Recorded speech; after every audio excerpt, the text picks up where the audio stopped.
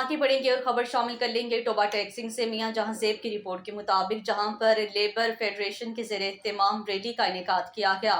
National labour federation के ज़ेर एहतमाम यकम मई यौम मजदूरां के मौका पर ऑफिस रियल एस्टेट इत्तेहाद एसोसिएशन झंग रोड से शहबाज चौक तक रैली निकाली गई।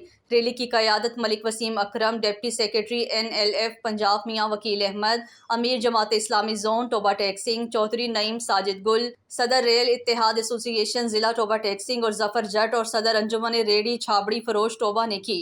शुरका ने रैली मजदूरों के हक में नारेबाजी करते हुए शहबाज चौक पहुंचे। इस मौका पर खिताब करते हुए मलिक वसीम अकरम, मियां वकील अहमद, चौधरी नईम साजिद गुल ने कहा है कि यौम मजदूरां के मौका पर मजदूर आज भी अपने बच्चों के खराजात पूरे करने के लिए मजदूरी करने पर मजबूर हैं।